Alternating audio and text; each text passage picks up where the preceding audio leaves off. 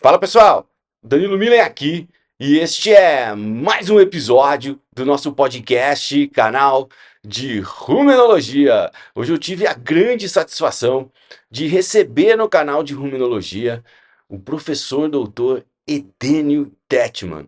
Edênio é uma sumidade e, por que não, como eu costumo dizer, uma celebridade do mundo do rumen que gentilmente cedeu o seu tempo e veio até aqui para compartilhar todo o seu conhecimento conosco no canal de Ruminologia. O papo com o professor Edênio foi sobre o profissional de ciência animal. Como que essas pessoas estão sendo formadas e como que essas pessoas estão chegando no mercado de trabalho e também na academia. Papo profundo, profundo, como de praxe, aqui no canal de Ruminologia e que eu tenho certeza que você vai gostar. Mas antes de embarcarmos aqui no episódio 103 do canal de Ruminologia, eu queria falar com você sobre o programa de nutrição de precisão. Eu vou abrir a turma 7 do programa de nutrição de precisão em fevereiro de 2025. E como eu fiz na turma 6, eu vou abrir uma lista de espera, a qual você pode acessar escaneando esse QR Code que está aqui na sua tela. Se você estiver escutando no Spotify, vai ter um link na descrição desse episódio te levando para o mesmo lugar, para a página lá para você cadastrar o seu nome e seu melhor e-mail, para que você receba notícias de abertura da turma 7 e também possa se matricular com antecedência antes de todos na turma 7 do programa de nutrição de precisão. O nutrição de precisão é um curso que eu costumo dizer que transforma o nutricionista mediano num nutricionista de elite. Se é isso que você deseja, se você deseja se tornar um nutricionista de bovinos de corte que faz parte da elite desse país, e eu não estou falando isso da boca para fora, escaneie esse QR Code ou acesse o link na descrição do episódio para você já entrar na lista de espera e poder fazer parte de um grupo super seleto de nutricionistas treinados por mim rumo à elite da nutrição do país. Bacana? Sem mais delongas, fiquem agora com o episódio 103 aqui no canal de Ruminologia com o professor Edênio Detman. Professor Edênio, seja muito bem-vindo ao nosso podcast canal de Ruminologia. É uma satisfação enorme tê-lo aqui em nosso canal, compartilhando todo o seu conhecimento com a nossa audiência. Fique super à vontade para se apresentar para o nosso público e desde já eu agradeço a sua disponibilidade. Eu agradeço, Danilo, a oportunidade desse convite, desse seu podcast, esse trabalho fantástico aí que você tem feito na área de imunologia. E falar um pouco da minha história é sempre muito complicado, porque eu acho muito difícil de falar da gente mesmo, né? Mas eu sou lá do interior do Espírito Santo, né, uma cidadezinha chamada Itaguaçu, e em determinado momento da minha vida eu resolvi estudar zootecnia, né, eu vim para Viçosa, sem a mínima pretensão de trabalhar com pesquisa. Meu sonho era ser extensionista e, por voltas da vida, eu acabei parando na pós-graduação. Eu fiz mestrado, fiz doutorado em área de especialização em de animais ruminantes e acabei virando professor. Mesmo que originalmente eu não quisesse ser professor, eu acabei virando professor e acabei me engajando na pesquisa e na orientação de estudantes. Já trabalhei em algumas instituições, né, no Brasil e fora do Brasil, mas pela volta do destino, o destino acabou me trazendo de volta para Viçosa e aqui estou há cerca de 20 anos trabalhando como docente. E o resto, eu sou um cara normal. O resto está escrito e publicado, né, Edênio? Só. Maravilha. Você sabe que pelo seu relato eu passei pelo mesmo, né? É, fui fazer zootecnia na Unesp de Botucatu, porque eu sou natural de Tatuí, dá 100 quilômetros de distância, né? E também não queria cair, terminar a graduação e cair no mundo, ser, né, andar atrás de boi e tal, nunca na pretensão de ser professor, pesquisador, imagina, né? Mas quando eu me formei, foi bem o ano que teve a última grande crise da aftosa, que foi em 2005, né, que praticamente assim acabou com o mercado brasileiro em 2005 e ninguém estava contratando, né? E aí eu falei, bom, não vou ficar parado, né? Vou fazer um mestrado, pronto. Aí o resto da trajetória foi parecida com a sua, mestrado, doutorado, é, até voltar, São as voltas da vida. até voltar para academia, né? Mas muito bacana, muito bacana. Eu sei que a gente está acostumado aqui no canal de rumenologia falar de coisas de nutrição de ruminantes, falar de rumen, né? Falar de assuntos bem aprofundados, inclusive, mas hoje eu convidei o professor Edênio aqui para a gente falar sobre o profissional da ciência animal. Eu sei que eu acompanho o professor Edênio já faz um tempo aqui nas redes sociais, eu sei que ele tem é, ó concura aí na questão do aspecto técnico, né, relacionado à alimentação e nutrição de ruminantes, mas, obviamente, que a gente pode falar em algum tópico disso, mas a gente vai falar sobre o profissional da ciência animal, como que nós, especificamente, né, as universidades, os docentes, estamos formando essas pessoas e como que essas pessoas estão chegando no mercado e se encaixando nesse mercado.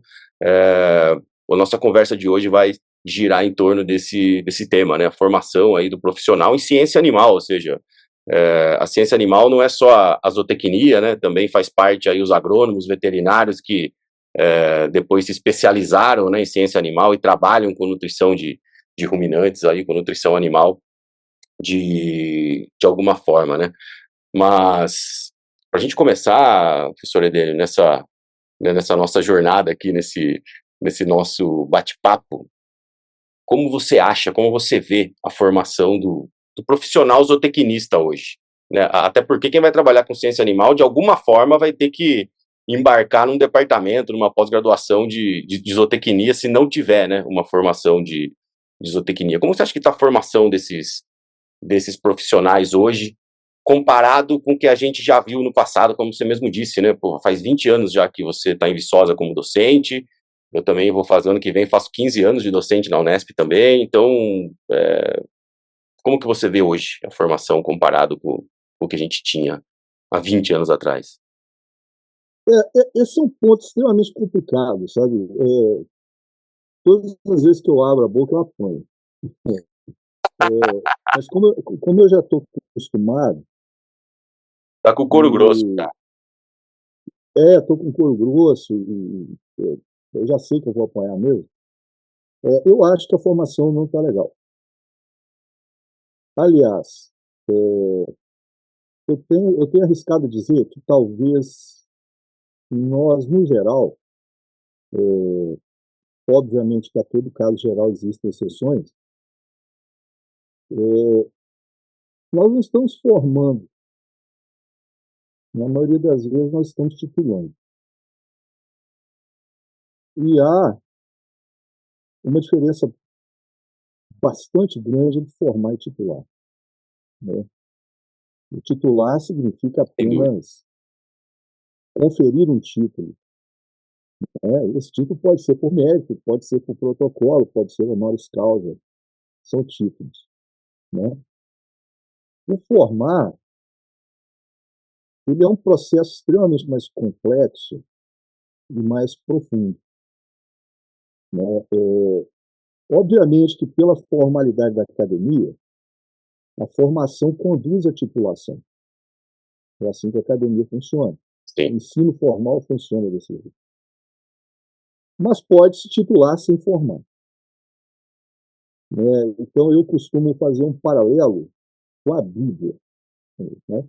Lá no Gênesis, no capítulo 1, versículo 2, está escrito lá assim: a terra era sem forma e vazia. E o processo lá do mito da criação bíblica, né, Deus vai colocando funções, habilidades no planeta Terra para que depois ele se torne habitável e o homem possa ser autônomo naquele processo. Então, eu acho que quer você queira acreditar na Bíblia ou não, isso é uma questão pessoal, não estou questionando isso, é apenas uma analogia. claro.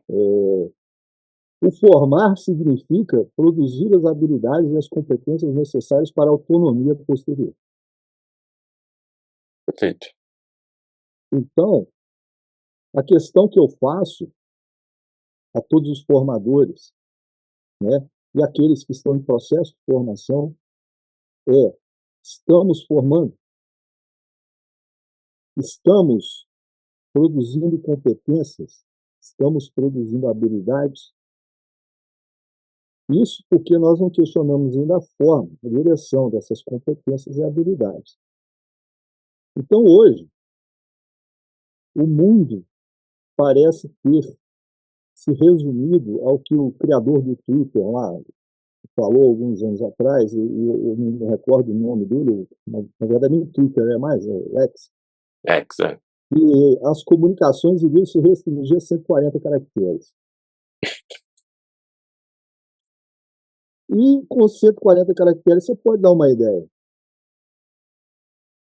Mas por trás da ideia existe uma fundamentação, um raciocínio e coisas dessa natureza. E a pressa do mundo moderno, na minha opinião, ela tem atrapalhado o processo de formação.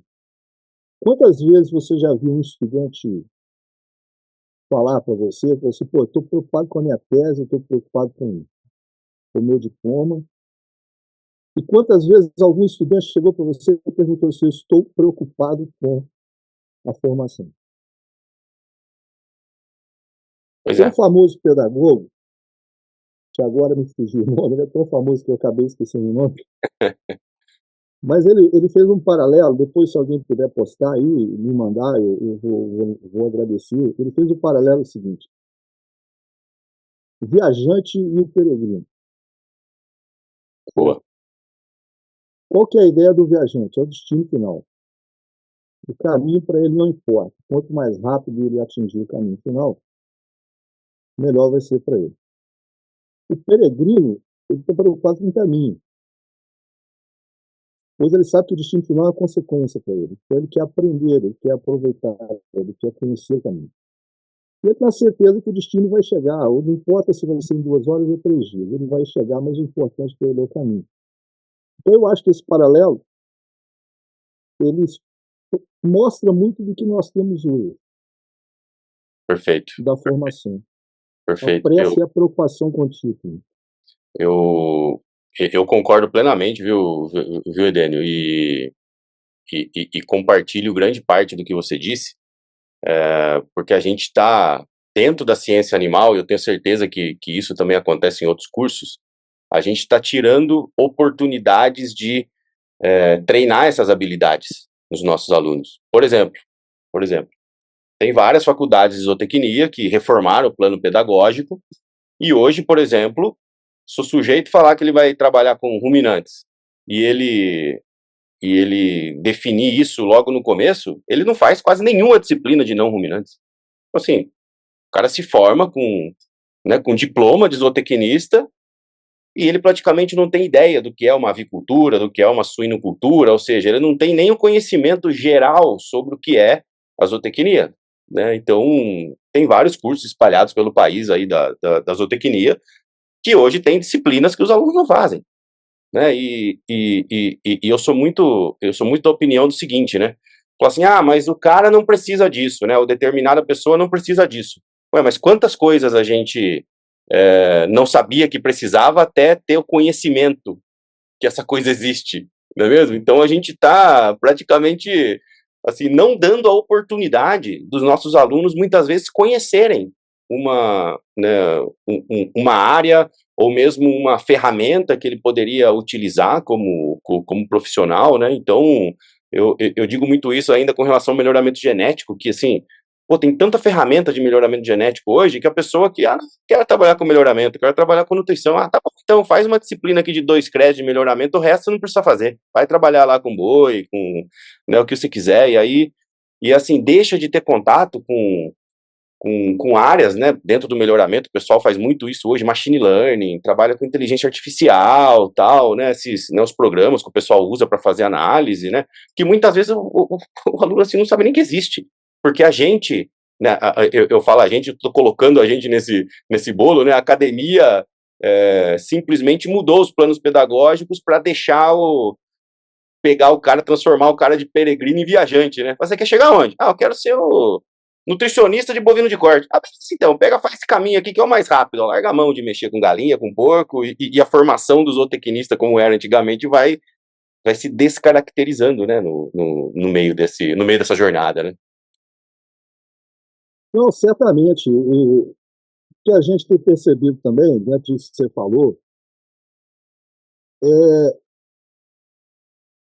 um desestímulo aos ciclos básicos de formação.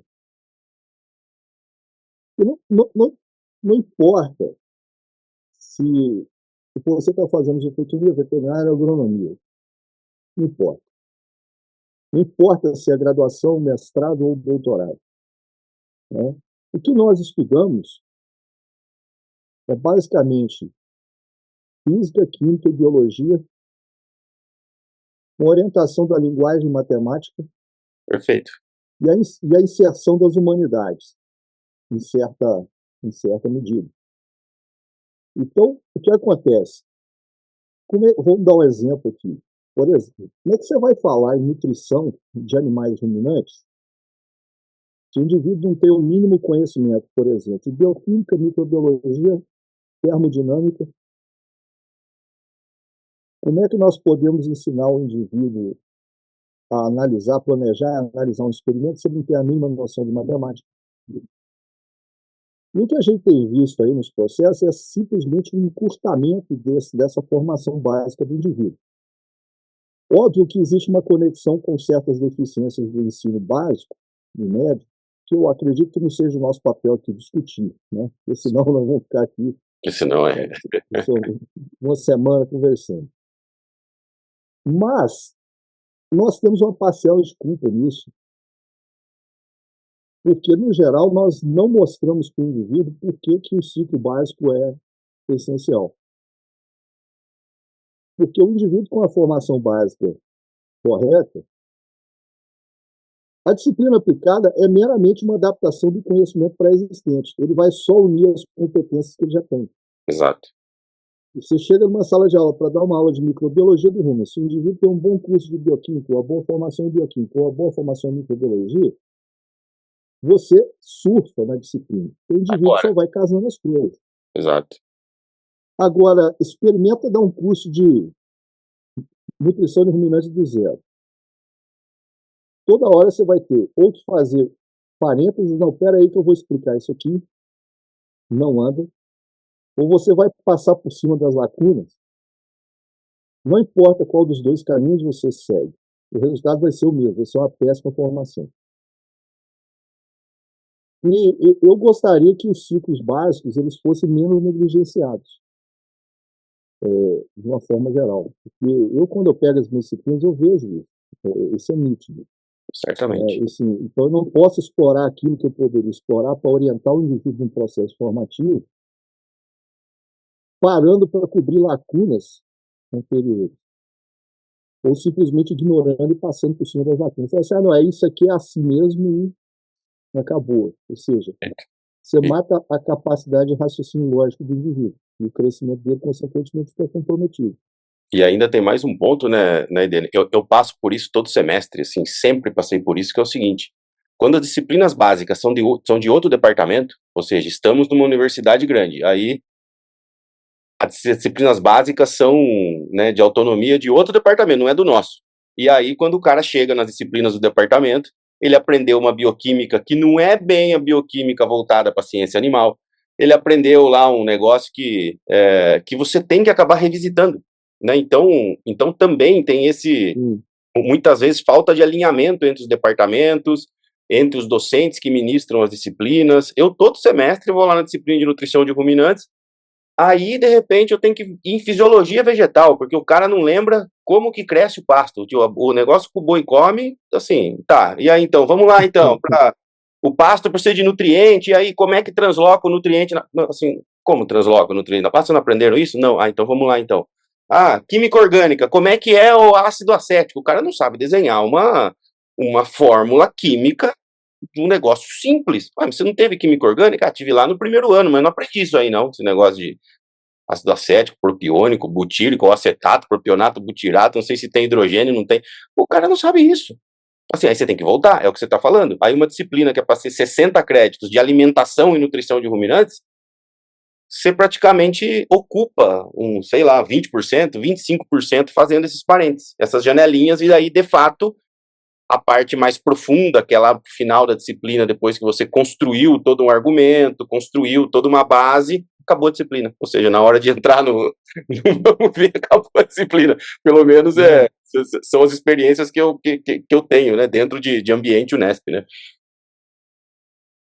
E é difícil ensinar o indivíduo a sair do lugar comum, né? Porque a capacidade de raciocínio, de gerar soluções, de entender as diferenças nas situações, depende do preparo do indivíduo. Então, você pode chegar e falar para ele assim, eu tenho que botar 1% de ureia na cana, mas se você coloca essa cana numa dieta complexa, talvez não seja 1%, né? Você vai ter que raciocinar em cima daquele caso específico. E aí, as habilidades para poder desenvolver esse raciocínio, elas não surgem naturalmente. Né? Então, Pois é, pois é. é um Eu, processo extremamente complicado. eu costumo falar o seguinte, que na sala de aula eu não estou lá para ensinar principalmente nutrição ou, né, o tema principal da disciplina. Eu estou lá para ensinar os alunos a pensarem. Eu acho que é isso que a gente tem que fazer dentro da academia, pensar. Porque, de fato, a gente não consegue, numa disciplina de 60 horas, ensinar tudo que o sujeito, né, tudo que tem de mais novo, para aquele cara absorver ali, beleza, levar para a vida dele.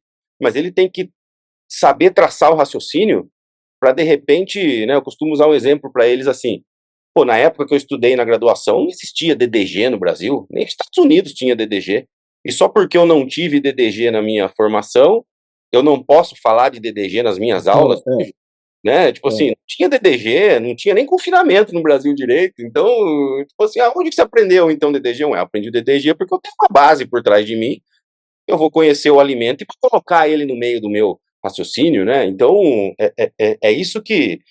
Você falou a palavra, sim, puta, raciocínio. As pessoas hoje, pode ser questão de geração, pode ser o que for, mas a gente também tem uma amarra nos planos pedagógicos que a gente praticamente, né, não deixa o aluno pensar, né? Tipo, né, tudo bem, o cara quer fazer prova, aí o cara se importa muito mais com a nota do que aprender, né? Tem vários outros pontos que, né, talvez não venham ao caso aqui, mas a gente tá impedindo o nosso aluno de pensar muitas vezes, né? Talvez nós não estejamos ensinando a ele que pensar é importante. Pois é, Algumas vezes os alunos têm potencial, mas eles não são alertados para esse fato, né? E, como você disse, uma disciplina de nível técnico, acho que ela vem com as amarras da formação básica, o seu papel é construir um esqueleto. é, Se a vida profissional do indivíduo é construir um organismo completo, você dá o esqueleto, o resto é ele que vai montar com a própria capacidade dele. Não tem como ensinar tudo. Não tem como ensinar DDG, mas você tem como ensinar que tem proteína que degrada no rumo e proteína que não degrada no rumo. perfeito, perfeito. Independentemente do novo alimento que ele receber, ele vai, mas vamos avaliar essas características, ou seja, é pensando, né, é raciocinando. E quando a gente começou a substituir o raciocínio pelas respostas prontas, né, pelos decorebas, nós acabamos causando um impacto muito maior do que a gente imaginava. Porque eu me coloco no bolo, eu sou professor também, então não estou apontando dedo para ninguém aqui. Uhum, É muito mais fácil ensinar a resposta pronta, né? muito Ensinar a mais, raciocinar é complicado, muito mais. Exato, mas a recompensa é indubitavelmente maior quando você tem mais trabalho, né? exato. Então, talvez seja uma questão de um repensar de dupla via, né? Tanto do aluno como daqueles profissionais envolvidos na formação. E o que eu tenho visto, viu, Dani, não sei se você tem visto aí nas suas práticas também, é o aluno que entende que pensar é importante, hoje, nas turmas de hoje, ele se destaca muito mais do restante do que antigamente, porque antigamente parecia que vamos dizer assim, na época que eu formei em zootecnia, eu fiz todas as disciplinas, tinha carga horária às 40 horas da semana, não tinha janela nenhuma, né? Hoje parece que é obrigação ter janela, né? Para o cara fazer estágio e tal, né? Não que eu não concorde com as janelas, mas, obviamente que a geração era diferente, mas hoje eu vejo que o aluno que consegue entender que pensar é importante, que entender é muito melhor do que a resposta pronta, o abismo entre o cara que pensa e o cara que quer a resposta pronta, assim, tá cada vez maior. Assim, e começa a ser nítido, né, na hora de você ver um aluno que tem capacidade de pensar e o outro que está ali, assim, girando no automático, né? Ah, isso não, isso aqui é isso. Se você perguntar, mudar a vírgula da pergunta, o cara já não sabe mais a resposta, né? Não sei se você tem notado isso, mas... Não, eu tenho notado, eu tenho notado. E isso é uma questão cultural, sabe? A gente tem que trabalhar para modificar esse pensamento. Que muitas vezes o indivíduo ele é bem intencionado, então, Sim, mas ele pensa que aquele caminho ali é o único caminho, é o caminho correto. Tal.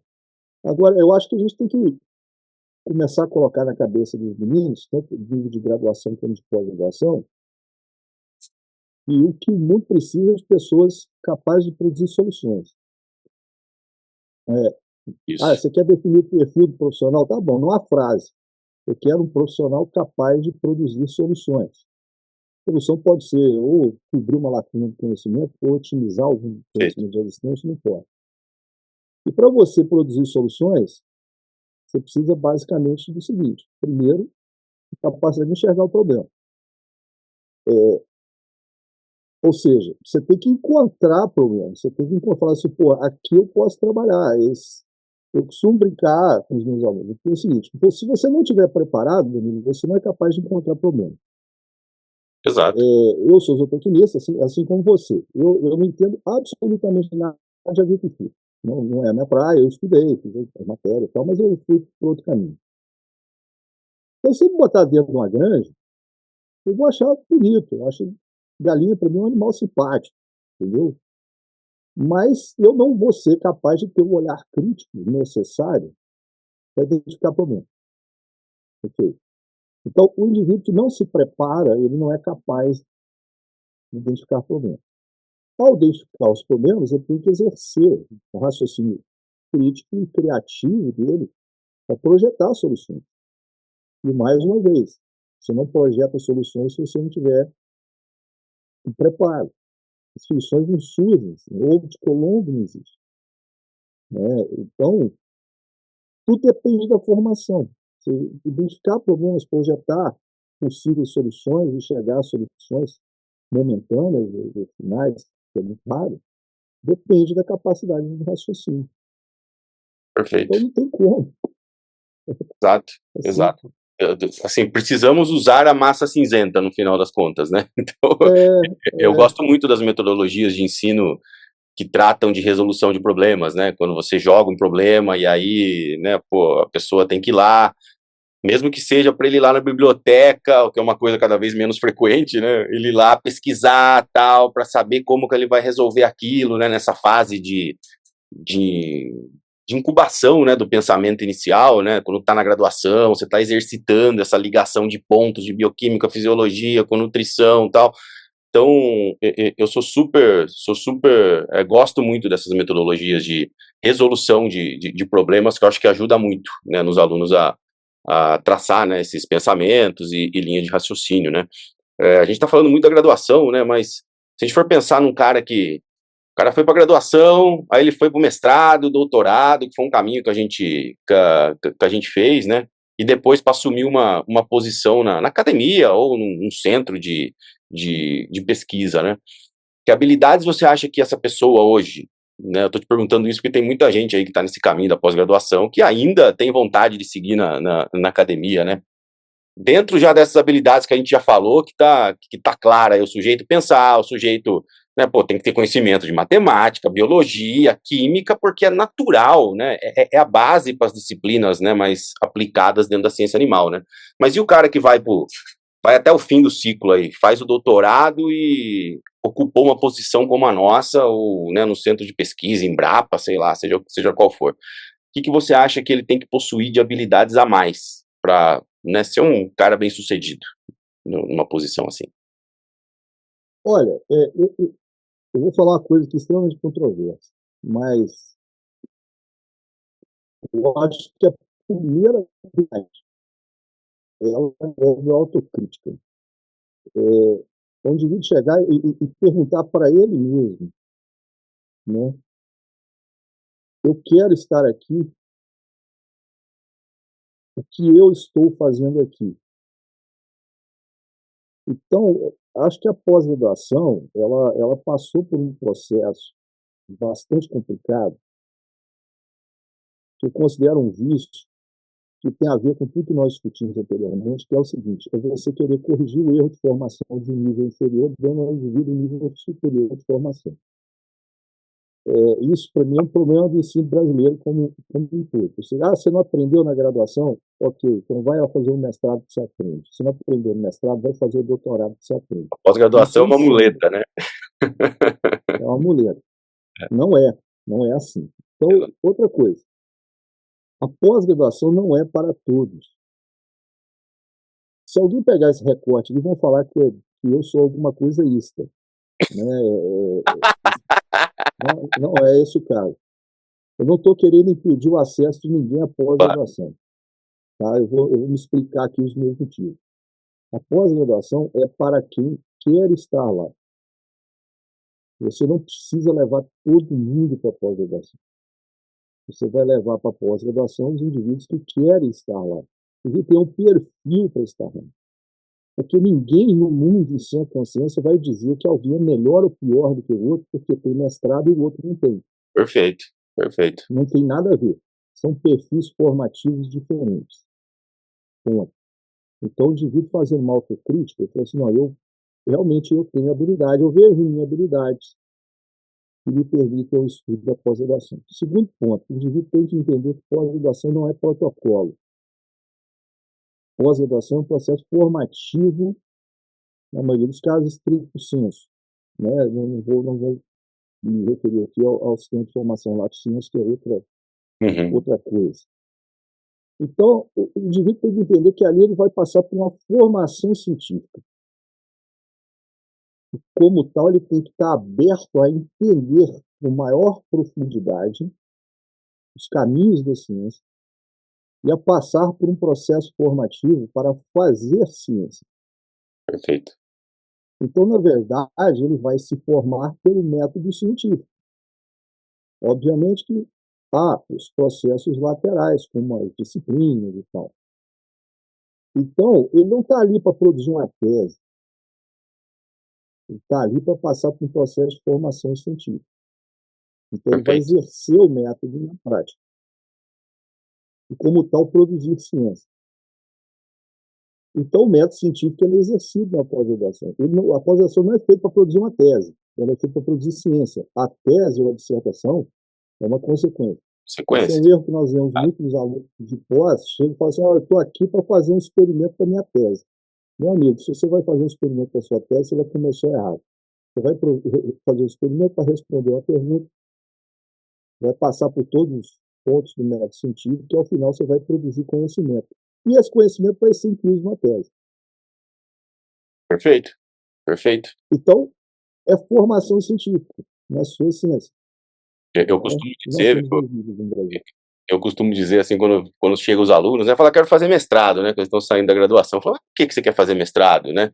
Assim, eu acho que eu quero ficar melhor em nutrição, tal, para eu poder trabalhar. Falei, então você não precisa fazer mestrado, não precisa fazer mestrado para isso, né, assim, eu quero ficar melhor, então eu É vou só fazer estudar. especialização, né, tal, assim, não precisa disso, né, mas o que eu falo é o seguinte, falou, ó, pós-graduação, quer entrar no mestrado, você vai receber um treino, você vai treinar para ser cientista. O treino aqui dentro do negócio é para ser cientista. É exatamente, treinar no método científico, tudo bem, dentro da nossa área aqui de concentração, ciência animal, mas é uma formação de cientista, né? E com todo, né? E com todo o know-how aí, ser preparado do que o cientista tem que fazer, né? Agora tem alguns exemplos, né? Que eu já tive, que é o seguinte, né? Eu falo assim, são os caçadores de certificado, né?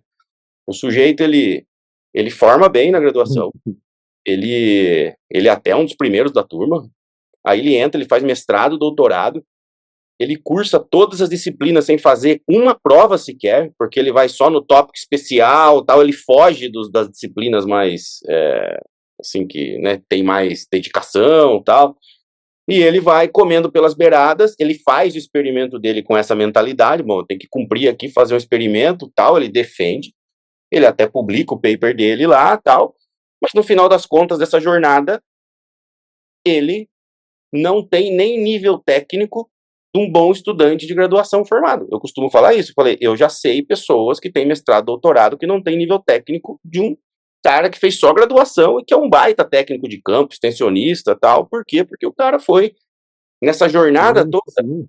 caçador de certificado. O cara, assim, você pega, não fez prova, ele só vai em todos os congressos, curso, tal, você vê o látis do cara, cadê o currículo dele, assim, puta, recheado de papel, mas na hora que você senta a conversar assunto científico, tal, não desenvolve, não tem raciocínio, não tem linha de pensamento. Eu acho que isso é uma Sabe coisa, por quê? eu acho que isso é uma coisa, assim, eu achei que era uma coisa pontual no passado, mas eu vejo cada vez mais isso acontecer. Tipo assim, porque a gente sabe, quando conversa com esse tipo de pessoa, a coisa, tipo, você já percebe, fala assim, cara, assim, é aquele tipo do título querendo, como você disse, né? Não quer dizer que o cara tem doutorado que é melhor que um cara que tem graduação, né? É exatamente isso, a Não, pessoa não. vive do título, né? Como jogador de futebol que aposentou e vive do nome, né? Tipo assim, essa aqui é o fulano, né? É, Joga bola, né? mas eu concordo que você é gênero, número e grau, cara. Acho que você descreveu muito bem. Mas eu vou te resumir o problema aqui de uma forma bastante simples. O problema que se disseminou na pós-graduação durante algum tempo, ainda está por aí, é o seguinte: é o foco no produto e não no processo. E o foco no produto errado. Por quê? É justamente essa mentalidade. Não, para ter o tio de mestre, eu tenho que ter uma dissertação de mestrado. Ou seja, o foco do cara é a dissertação e não o caminho, a formação. Perfeito. E aí o que, que acontece? O indivíduo que não é formado, ele acaba se tornando especialista no assunto da tese. Não sei se você já percebeu isso. O É camarada isso. defende uma tese lá da metagenômica da pulga. Aí o cara, o vida inteiro, só vai falar de pulga. Só pulga. Esse metagenômica. Se você falar o peso da pulga, aí o cara já não, Falar metabolômico, ele já não é a área dele. é. E aí eu vou falar um negócio aqui bem direto, tá certo? Qual que é o principal índice de avaliação de um programa de pós-graduação no Brasil ao longo de décadas? Teses defendidas, publicações, tal, né?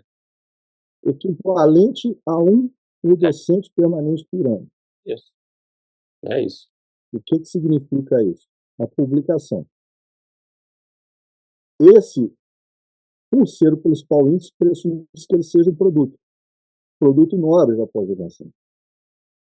Só que é o seguinte: quando eu penso desse jeito, eu coloco o artigo como produto nobre e o profissional como resíduo, como consequência do produto. E, na verdade, isso é um raciocínio invertido. Na verdade, o produto nobre da pós é o profissional bem formado, Exato. que tem como resíduo uma publicação ou um produto qualquer. Hoje nós falamos muito de diversidade de produtos, que é bastante interessante. Então, veja bem, um artigo A1, o produto final, ele não atesta que ele derivou-se de uma formação correta. Mas o indivíduo bem formado, ele tem uma grande probabilidade de produzir um artigo. Perfeito. Então, o artigo não atesta a formação, mas a formação aumenta a probabilidade do artigo. Então, o foco tinha que inverter. Nós tirarmos o foco do equivalente a um, que é um resíduo, e focarmos na qualidade de formação do indivíduo, que é o produto nobre da pós-graduação. É para isso que a pós-graduação foi criada. Perfeito. E aí o indivíduo entra no primeiro semestre e fala: professor, e qual periódico que eu vou publicar? Né? Eu tive um dos meus melhores alunos, eu não vou falar o nome dele aqui, não, mas ele vai se identificar, um dos melhores alunos que eu tive, chegou na primeira semana para mim e falou assim, aí, vamos fazer o experimento, para fazer o artigo, eu virei para você, já estudou? Você já adquiriu a sua formação? Ele saiu da porta da minha sala, pé da vida. Anos depois ele voltou para mim e falou assim, foi a melhor coisa que você fez para mim, foi aquele dia que você me deu uma escorraçada nas palavras dele na porta da minha sala, porque aquele dia eu abri meu olho. E está aí no mercado hoje, é um excelente profissional que tem um potencial para ser muito melhor do que eu sou, que é o que eu almejo, formar pessoas melhores do que eu. Eu não Perfeito. quero formar subalternos, senão não faz sentido. Né? Exato, exato, perfeito, perfeito. Eu lembro que quando, eu acho que também como orientadores, né, a gente tem que passar também a humildade para os nossos alunos que não sabemos tudo e que pode ser que às vezes você não consiga dar aquela habilidade que ele precisa como pesquisador dentro do seu programa. Talvez ele tenha que, pô, ter um co-orientador ou fazer uma disciplina de um outro colega, vai lá hoje nesses programas para o exterior, né?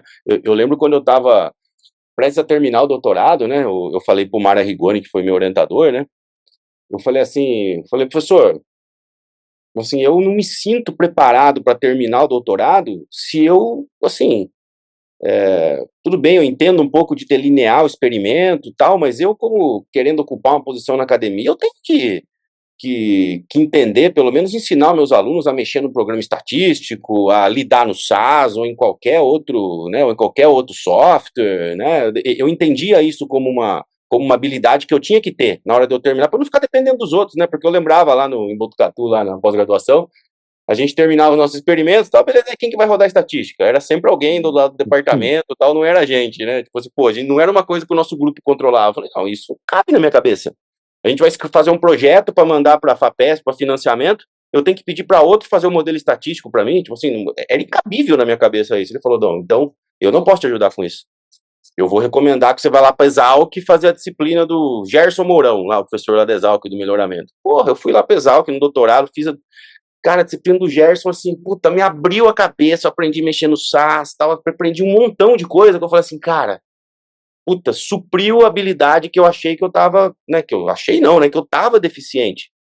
Mas o meu orientador que falou assim pra mim, falou, cara, puta, eu concordo com você, mas não sou eu o cara que eu vou te ajudar. Mas ele me orientou, falou assim, vai lá aqui nesse lugar e tal, beleza. Eu viajava toda semana de Botucatu a Piracicaba só pra fazer a disciplina do Gerson. E me supriu. Eu uso coisa que o Gerson me ensinou em 2008, quando estava, né, no final do doutorado, 2008, que eu uso até hoje, que tipo, né, faz parte da minha natureza hoje no negócio como pesquisador. É óbvio que as coisas evoluem, mas tem coisa que eu aprendi lá que se eu não tivesse ido para lá, sei lá o que eu teria feito, né, nesse caminho de lá até aqui, né? Mas eu acho muito que a gente tem que muitas vezes o aluno, eu sei que ele pesa, né, em cima da gente, mas não, é meu orientador, tal, o que ele falar tá falado, né? Ele vai me guiar nesse caminho, né? Mas mas muitas vezes a gente não sabe tudo, né, Edênio? Acho que a gente tem que ter também. Não, tem que ter humildade de saber apontar o caminho, né? É, Não tem jeito. exato, E você tem que saber que caminhos são necessários, né? Você não pode fechar. exato. O que o professor Gilson Volpato, que é uma pessoa que eu prezo muito, né? Sempre que Ele eu é muito posso, bom. eu converso com ele, ou por mensagem, que eu coisa desse tipo. Ele fala o seguinte: o que você espera de um profissional formado em pós-graduação? A resposta é extremamente simples. Três coisas: conhecimento profundo da sua área de especialização. Isso, área de especialização não significa tese, não é Perfeito, conhecimento profundo da tese, conhecimento exato, profundo da área. Um conhecimento amplo, geral, justamente porque o indivíduo se coloca no mundo, ele tem que raciocinar, ele tem que integrar com outras expertises, ele tem que... A própria capacidade de raciocinar do indivíduo, ela aumenta à medida que você estuda. Eu leio livros, às vezes, de economia, engenharia de produção, eu pego algumas coisas assim, tudo tem a ver isso. Eu assim, não, eu vou estudar isso aqui, eu vou ler isso aqui. E terceiro ponto, honestidade, né? Porque de nada adianta todo conhecimento do mundo se o indivíduo não tiver boas intenções, né? Se ele não tiver uma linha moral de ação. não só nas práticas científicas, né, Perfeito. mas na própria convivência dele na sociedade. Né? E nós não estamos preocupados com isso, parece, né? Nós estamos preocupados com a tese, sempre com a Exato, tese. exato. Eu Esse acho é um que problema. a reputação, a nossa reputação, assim, não tem preço. Que é, no final das contas é isso, né? O cara que é honesto, ele fala a verdade, É, ele sabe ser humilde e tal, ele tem um profundo conhecimento naquilo que ele se propôs a trabalhar e se especializar. É, assim, tudo isso junta no final das contas e ele constrói uma reputação em cima disso, né? E não tem problema nenhum falar que não sabe, que, pô, isso aqui puta, tá longe do que eu estudei, agora eu vou precisar, sei lá, né? Alguém ainda, dependendo do tempo que tiver, vai fazer um sabático, né? Dependendo do tempo que tiver de carreira também, fala assim, meu, não vou entrar nisso, né? Melhor você ir com outro cara que é mais especialista nesse negócio do que eu, né? Então poxa, eu acho que a reputação que a gente constrói assim, é super valioso e é calcado nessas características que você disse. Né? Então, assim, a verdade sempre foi o melhor caminho, na verdade, a honestidade sempre é o melhor, assim, né? Quando tá em dúvida alguma coisa, tá, a verdade é o quê? Às vezes falar a verdade é entrar por um caminho mais difícil, não é, mas paciência, né? Nem toda decisão, nem todo caminho difícil teve uma decisão fácil, né, para ir por esse caminho, né? Então, concordo plenamente com o que você falou, Irene. Concordo, sim, em gênero, número e grau. E, e eu queria entrar em outro ponto com você, assim, a gente está falando do pessoal do doutorado, né? É, eu queria entrar em outro ponto, assim, que é uma coisa que me incomoda, em certo ponto, que é as pessoas que não têm mestrado, não têm doutorado e que foram trabalhar no campo, às vezes até algumas que já têm mestrado, mas assim, o sujeito me faz um experimento lá na fazenda do seu Zé. E aí põe lá um piquete tratado e um piquete, né, controle. E aí ele pega aquele resultado e ele, né, a própria empresa, muitas vezes sai até em revista agropecuária o teste que o cara fez na fazenda, né? Olha lá, faturou, aumentou 40%, o ganho de peso, ganho de carcaça, tal. E os caras usam isso e o mercado começa a falar sobre isso e tal, e você fala assim, tá, mas tem algum estudo científico? Não, o estudo científico tá aqui, ou seja, tem um confundimento do cara que, né, o cara faz experimento na fazenda do seu Zé e ele acha que aquilo tem validade científica, né, já que a gente tá falando de ciência, né. Eu me preocupo muito com isso, porque, porque assim, é, e eu sei que muitas empresas já entenderam hoje que, poxa, não é fazer esse tipo de estudo com produto que vai de fato ratificar se aquele produto ou aditivo, sei lá, funciona de fato. O cara tem que fazer né, tem que fazer um experimento válido, né, em cima de tudo isso, né. E aí eu queria te perguntar assim, que tá errado a gente já sabe que tá, mas como que a gente muda essa comunicação? Como que a gente fala assim, viu, meu filho, isso que você fez aqui não é ciência, isso aqui, né, como que você aborda uma comunicação desse jeito para a empresa, né, o próprio fulano fala assim, ah, tá, eu vou ter que fazer um negócio, né, pô, casualizado, tal, assim, né, tem premissas experimentais que tem que ser levadas em consideração, né, nesse sentido, como a gente muda isso porque fica um negócio, né, Dene, tipo a mídia pega o resultado do sujeito, 40% de ganho, então não sei o que, sai lá, os produtores do país inteiro lê o negócio e fala assim, nossa, que legal, quero comprar esse produto. Mas quando você olha na literatura, não tem nada daquele produto testado de fato. E aí?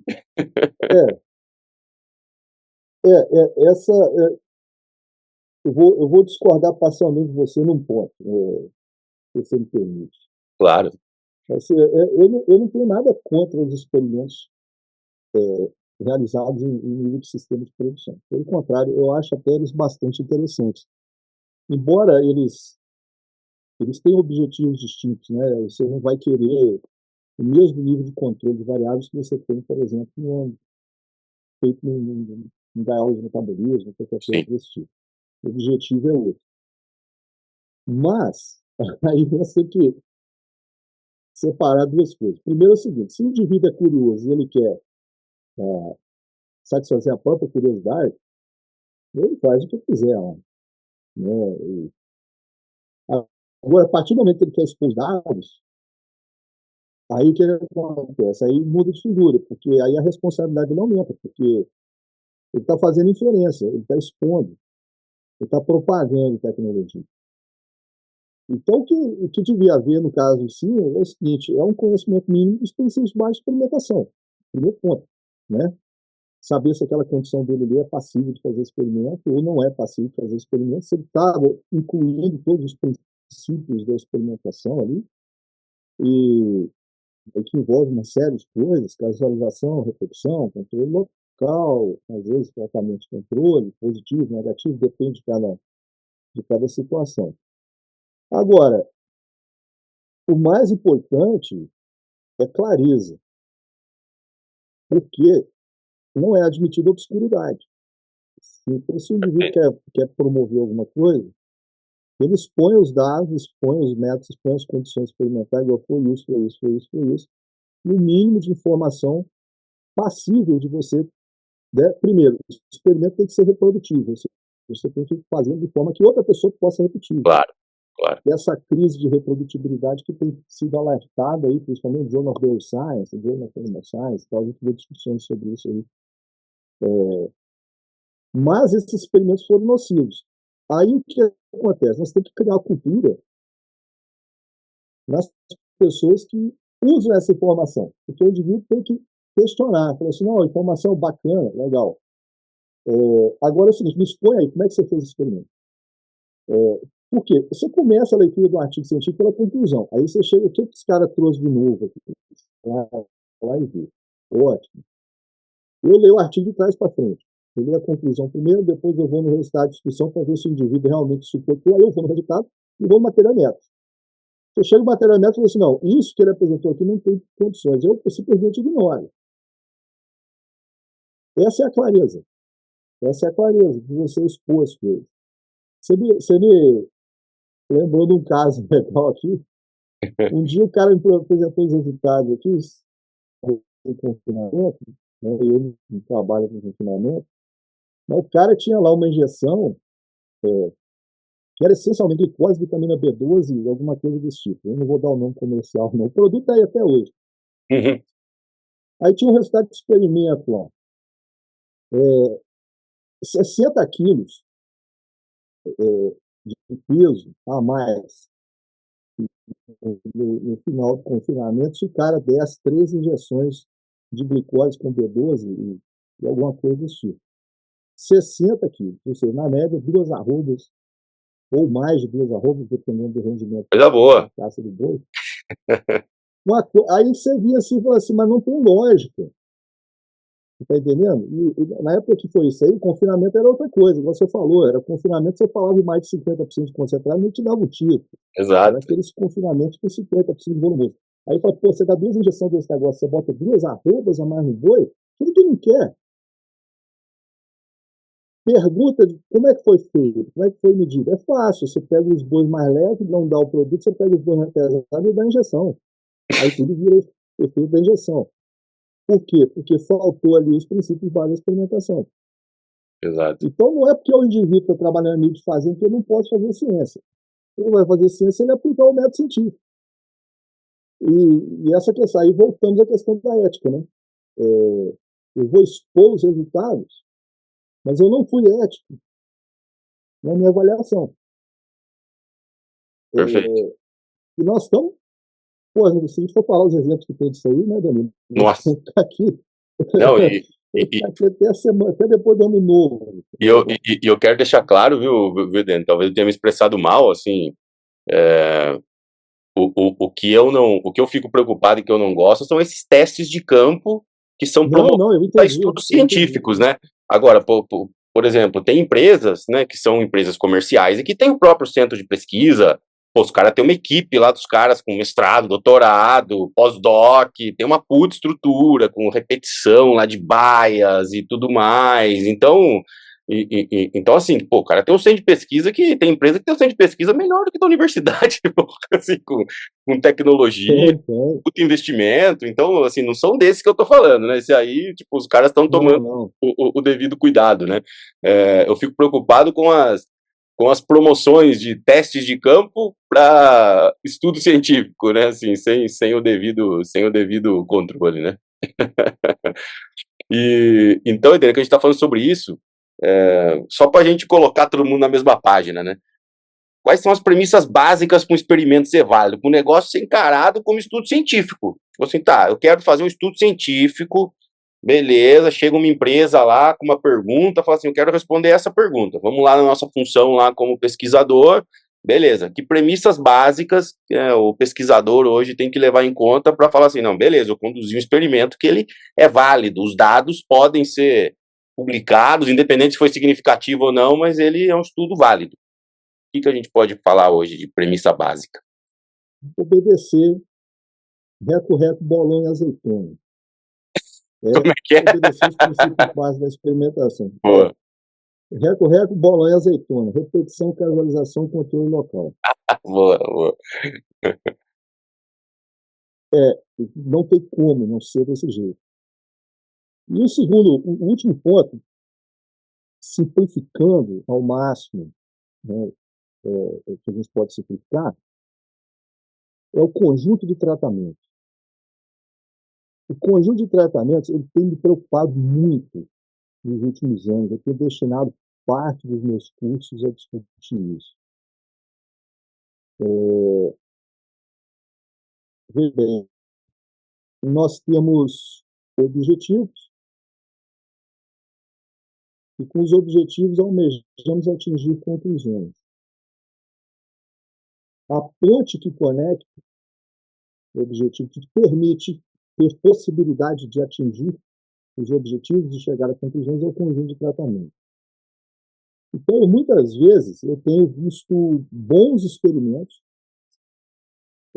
montados, já inseridos no método científico, segue os princípios básicos da experimentação e na hora do conjunto de tratamentos faltou alguma coisa, que faz com que as perguntas não possam ser respondidas.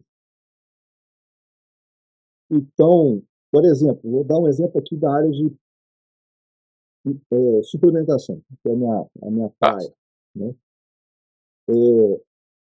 Você não tem como falar se o suplemento funcionou ou não funcionou se você não tiver o tratamento controle. Porque a variabilidade é muito alta de ano para ano. Né? Então, você vai falar assim, meu suplemento deu 1 quilo por dia. Não, ele não te deu 1 quilo por dia. Quanto é que deu o controle? O controle deu meio quilo por dia nos bois, então seu suplemento só te deu meio quilo. Ou às vezes o controle deu meio quilo e o suplemento também deu meio quilo, o suplemento não funcionou. Esse é um exemplo simplificado, né? De que o pensar sobre o conjunto de tratamentos ele é muito importante. Um conjunto de tratamentos errados, as melhores perguntas do mundo, elas não vão ter resposta. Esse é um ponto que tem sido negligenciado em muitos bons experimentos, né? Nascidos de boas intenções, mas, infelizmente, uma boa intenção persiste e garante. Né? Eu acho que eu acho que você tocou num ponto importante, que eu acho que é uma habilidade do que a gente falou anteriormente aqui sobre o profissional que fez mestrado, doutorado e vai assumir uma posição na academia, no centro de pesquisa, que é muitas vezes a gente sabe que tem muita empresa que chega na universidade para, né, financiar um experimento e conduzir um experimento nas instalações da universidade, né?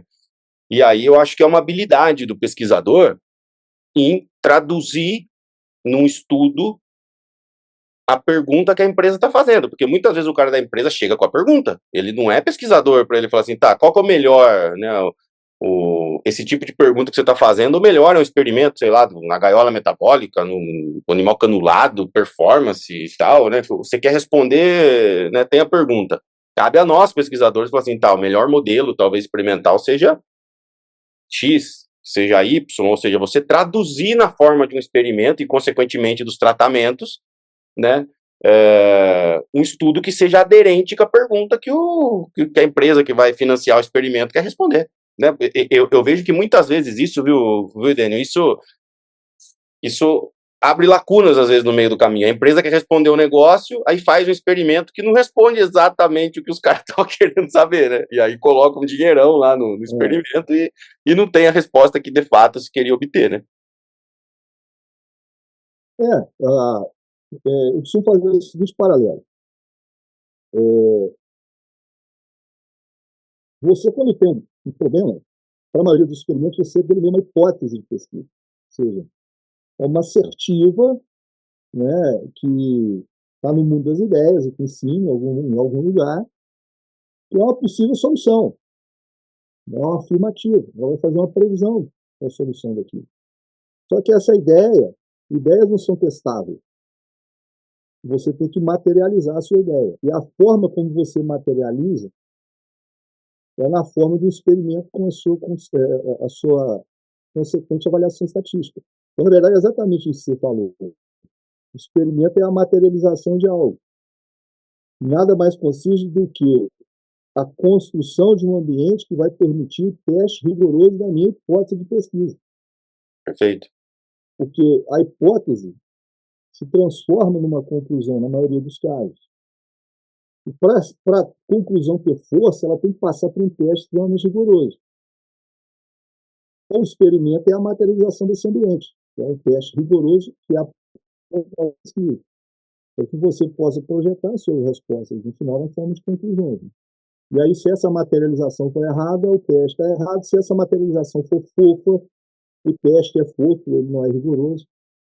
E você já não tem mais tanta certeza se a sua hipótese está correta ou não, né? Porque o teste foi falho. Exato, exato.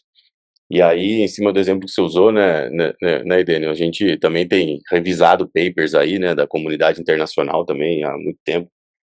E quando o sujeito não usa o controle, né, que você bem disse, né, pô, tu usa um tratado e um controle, né, assim, e quando não tem o controle, e aí vem lá 2 tratamentos, e aí um tratamento não é um controle negativo, mas é um controle positivo, por exemplo, monenzina sódica. Né? Aí o sujeito testa um outro aditivo contra a monenzina sódica, porque supostamente aquele efeito da monenzina sódica já é conhecido. E aí o jeito de escrever, e aí o jeito que o cara escreve, ele fala assim: bom, este é um experimento de substituição, aonde eu vou substituir a monenzina sódica por X, por Y, por Z, mas não tem um controle. Não, O que você pode acha ser que quando o chega efeito assim, ó, dois. quando chega essa comparação? Eu tô falando, e Pode eu ser que no passado já sim, publiquei paper sim. sim, hein? Não. O meia-culpa é o que a gente mais faz. Mas faz parte do aprendizado, reconhecer os próprios erros, né? É, Nesse caso seu aí, por exemplo, pode ser que os dois não tenham funcionado. exato,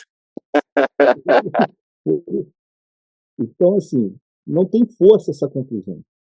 exato, exato, Essa conclusão não tem força. Justamente porque o teste não foi rigoroso o suficiente. exato. E até porque, né, o pessoal fala assim, não, monenzina é garantido, tal, pô, mas tem um monte de paper aí que mostra que tem estudo que foi feito, inclusive a gente já fez estudo que a monenzina não melhorou nada em relação ao controle, sim. Mas pode acontecer? Pode, assim, pode ser as condições experimentais que a gente impôs, estava todos os tratamentos na mesma condição, mas naquele experimento específico a monenzina não fez o serviço que ela costuma fazer, né? Exato, exato. Pode ser que tivesse acontecido a mesma coisa nesse estudo, né? Só testou, não testou um controle, né? Pode ser que não deu a condição, né? Então, hoje em dia eu costumo falar, né? Tem que colocar um tratamento de controle sem nada, né? Ou se vai fazer só tem espaço no experimento para fazer 2 tratamentos, pô, coloca um controle negativo e outro, né, tratado que você quer fazer, né? Maravilha, Certo, exatamente. maravilha. E uma outra coisa, meu Daniel, já indo para a parte final aqui, que vou aproveitar a sua expertise em estatística, né? Eu vejo muitas vezes análises onde a pessoa, vamos dizer assim, vai fazer uma análise de regressão, né? Então faz lá, tem 4 tratamentos, o cara faz lá uma análise linear, quadrática e cúbica. Só que ele não fica satisfeito com aquela análise, ele quer falar assim, não, vamos comparar com o controle, vamos pegar o zero e fazer fazer o zero versus todo mundo, tal, né? Assim, no meu treinamento estatístico, isso não entra muito, assim, na minha cabeça, né? Pô, você já fez uma regressão e não deu certo, não deu diferença, o P foi maior que 5, tal, já fez linear, quadrado, não deu. Assim, no meu ponto de vista, acabou. Tipo, acabou ali, não tem que ficar testando, né? Ou já relatei papers, assim, diversos papers, onde vem letrinha na regressão. O cara fez uma regressão, ele falou que ele ia fazer uma regressão, e na tabela tem letrinha. Assim, comparando o negócio. Não, Me fale é, dele. Isso aí esse, tá certo, tá esse aí é errado, o, tem esse é o fundamento. fenômeno, né? Então, isso aí deriva de um fenômeno social que o professor da estatística chama de p-hacking, ok? Ou seja, é a procura pelo valor P menor que 0,05. Pois é, Então, é um desespero generalizado porque as pessoas categorizaram os bons experimentos como sendo aqueles que mostram diferenças significativas e os outros experimentos que não mostram são experimentos de segunda categoria. Está errado. Tanto diferenças como não diferenças são importantes. claro, Né? O resultado tem que ser honestamente obtido, adequadamente obtido e corretamente interpretado. claro, E aí essa busca desenfreada, ela vai de conta dois pontos que o indivíduo tem que ter, né? Que é a responsabilidade e comprometimento. Ou seja, quando você planeja o experimento, você delineou durante o planejamento um método adequado de comparação de tratamentos, abrace e veja as consequências pura dele. firme e vai Se ele embora, não é te isso aí. agradou, se não te agradou, paciência. A É, ciência não tem anseios, quem tem anseios é o cientista, mas nós estamos falando de ciência. Então, veja bem, interprete os resultados da melhor forma possível. Primeiro que você não vai resolver o problema do mundo com um experimento, como você disse. Cada experimento tem uma história. Né? Acontecem coisas ali que você não conhece. perfeito. E essa busca desenfreada que leva a esses comportamentos, como você descreveu aí, ela é ruim para a ciência. Porque imagina que você está testando um novo aditivo para confinamento aí, você passa 100 experimentos, compõe 100 experimentos, 30 dão um efeito positivo do aditivo e 70 não mostram efeito. Aí você só publica os 30, os outros 70 você engaveta. Né? Que é o outro fenômeno social, que é o engavetamento de arquivos. Tem um termo em inglês para ele, é o fenômeno de engavetamento de arquivos. Aí o que acontece? O mundo inteiro vai achar que o aditivo é beleza. Então, na É, verdade, ele não é. é, A verdade é outra. Né? Então, isso gera vieses perigosos. E o mais perigoso é nós formarmos o indivíduo falando para eles que isso está correto. exato, exato, Voltando ao começo da nossa conversa. Né? exato, Isso exato. não pode acontecer. Exato, eu me preocupo muito com isso, viu, Denis? Já fiz experimentos de caráter confidencial que, pô, não deu certo, não publicou, e hoje eu não faço mais.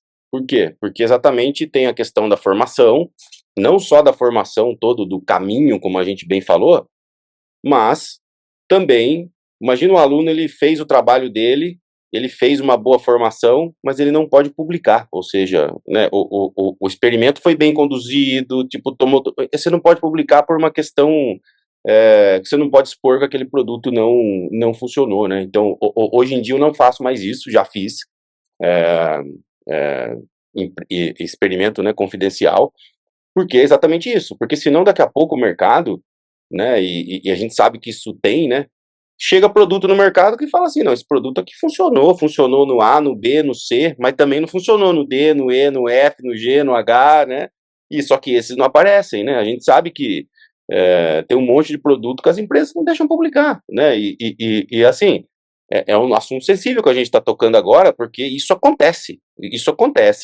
e tem Sim, empresa sim, que sim. chega, e a primeira pergunta que eu faço hoje, você quer fazer experimento? Tem espaço? Tem, tá, vamos conversar então.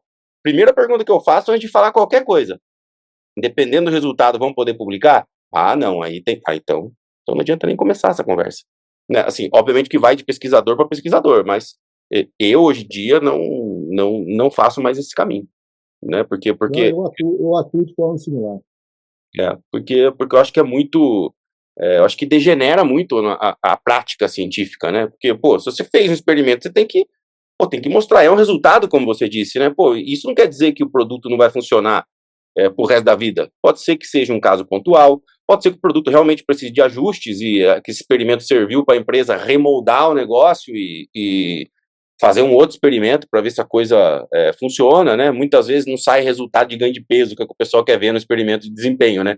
Mas saiu um negócio lá que falou assim, não resultou em ganho de peso, mas tem uma outra coisa aqui que, sei lá, pô, baixou o marcador metabólico, se você, né, coletou sangue, melhorou a digestibilidade, sei lá, cara, assim, tem outras coisas que evidenciam muitas vezes que o produto funcionou, mas não funcionou da forma que a empresa queria, e que talvez ele precise de alguns ajustes, né?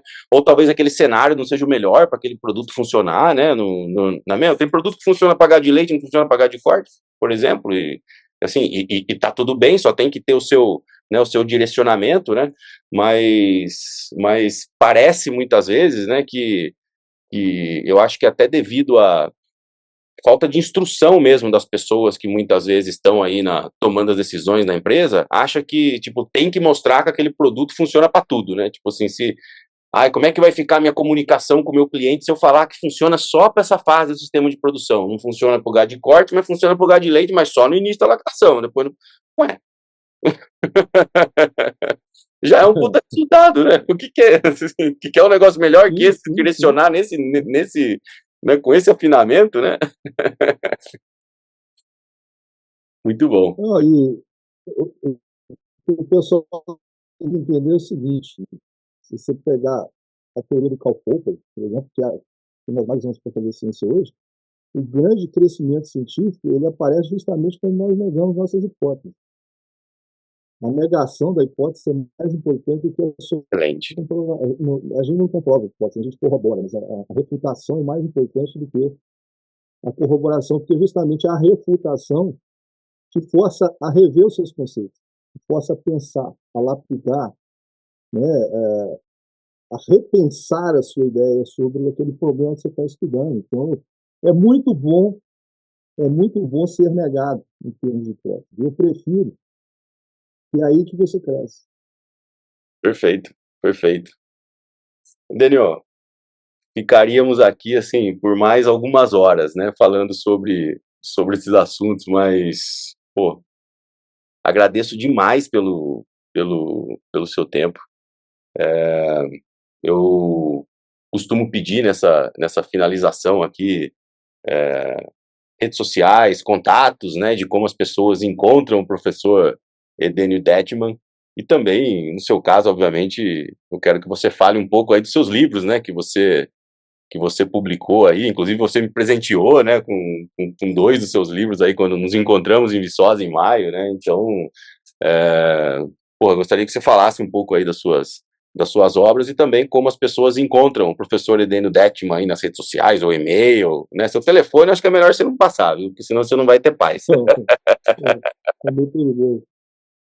Mas no passado eu fui muito ativo no Facebook, mas eu me afastei do Facebook porque eu não estava aguentando mais aquela quantidade de briga. E você postava um bom dia, o cara já te perguntava o outro candidato e tal, aí, então eu acabei me afastando. Mas Não pode nem dar opinião eu mais, tenho né? minhas. Pô, Não, não, não. Você falou bom dia e o cara já te fala o nome. Não, mas você tem que falar do outro candidato. Eu falei, meu amigo, estou falando de candidato, não estou dando bom dia. E aí eu me afastei de lá. Mas eu tenho minhas contas ativas no Instagram, Daniel Bettman, acho que não vai achar outro por aí. E eu tenho atuado mais profissionalmente no LinkedIn, né? No LinkedIn eu faço legal. postagens técnicas e tal. Com relação aos meus livros, então, nós temos o livro de análise de alimentos, que é um projeto institucional, né, do MCP, eu sou coordenador. Então, assim, não é meu, ele é coletivo, Uhum. né? E a gente vai lançar a terceira edição dele agora, né, em 2025, já está pronto. Pô, bacana. Eu estou fazendo só a última prova gráfica, né, dele, só para ver se espaçamento e tal, essas coisas assim. Uhum.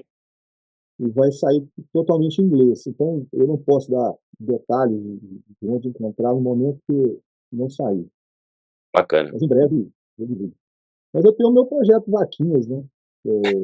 Infelizmente, nós É. temos que ter o vídeo, mas eu não trouxe os livros aqui hoje.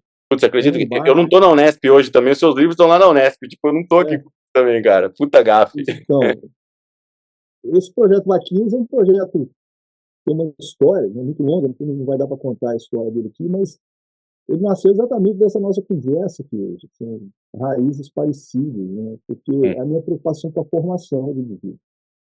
E às vezes a gente via, tem muita literatura na academia, literatura muito rica e tal, eu não estou questionando esse ponto, né? Mas às vezes a linguagem é difícil, né? A linguagem é mais complicada para o estudante, principalmente o estudante que está começando, ele às vezes se depara com textos muito pesados e tal, e aquilo acaba desmotivando, mesmo aquele que está motivado a buscar conhecimento, às sim, vezes ele se desmotiva pela comunicação. Então, eu resolvi iniciar esse projeto solitário, eu sou tudo, sou autor, revisor, diagramador, office boy e tal. Às vezes ganho as capas, eu não tenho habilidade para fazer, eu sempre ganho as capas. E eu editei o primeiro livro, né, que é o Não Seja, né, pelas A15. É um livro exatamente sobre os princípios básicos da experimentação, né, aplicada à zootecnia, basicamente. Numa linguagem bem fácil, tem analogias, tem piadas, tem casos engraçados e tal, mas para poder facilitar realmente esse entendimento, como um legal. primeiro passo para o indivíduo se aprofundar. Né? Muito bacana esse livro. Já E aí o recomendo. projeto se expandiu, né? Aham. E o projeto se expandiu para Entendendo as Vaquinhas, né? Que é o segundo livro, que é sobre nutrição. Né? Então, é exatamente aquilo que nós conversamos hoje. Né? Não tem nenhuma receita, não tem nada. É um livro conceitual, ele discorre basicamente sobre o porquê das coisas, o indivíduo entender a origem, como aquele conhecimento geral ele é aplicável. Né? Ou seja, se você for procurar lá assim, como alimentar uma vaca, você não vai achar, porque esse não foi o objetivo nenhum. Sim. Mas uma linguagem mais acessível. Né? Agora, eu possivelmente, esse projeto continuaria, mas acho que eu vou mudar o título dos livros. Eu estou falando isso aqui de primeira mão para você. Opa, então vamos lá? Porque eu acho que eu vou mudar, eu vou botar uns títulos bem daqueles acadêmicos. O conteúdo vai ser o mesmo, só o título acadêmico. O pessoal olha meus livros e acha que é piada. Não é piada. Eu nunca É achei isso. uma estratégia para chamar a atenção do cara, né? Assim, Ué, pô, você, justamente para o pessoal pode vir aqui, porque você não vai encontrar aquela formalidade da academia, não. Você vai achar um negócio mais fácil. Né? Então, se eu botar princípios ortodoxos da nutrição de animais ruminantes e tal, eu acho que o pessoal vai dar mais valor. Mas eu estou pensando sobre isso. Mas, de qualquer forma, o projeto continua. Né? Desde que o primeiro livro, possivelmente, vai ter uma terceira edição dele no meu computador, mas depende de várias coisas. E tem um terceiro livro planejado. Ele já tem a capa, já tem bacana. vamos dizer assim, o esqueleto dele está mais ou menos encaminhado. Vamos ver a disponibilidade de tempo. Né? Essa é a variável mais cara. Maravilha, maravilha. E os livros já publicados, o pessoal encontra onde hoje para adquirir? Hoje eles podem ser encontrados na livraria Pasto Fértil. Pasto Fértil, tá? Vou colocar aqui na descrição Ou, também. Pô, ou podem ser adquiridos diretamente comigo, né? Mas eu prefiro ir lá na livraria. isso. Pasto Fértil. Maravilha, professor Edênio. Muito obrigado por vir até aqui para a gente fazer esse bate-papo aqui no canal de Ruminologia. Já fica o convite para um segundo episódio para a gente vir falar de nutrição mesmo, né? Aí a gente vem aqui e entra por dentro do mundo do rumen, né? Mas, pô, agradeço demais. Tentamos, né?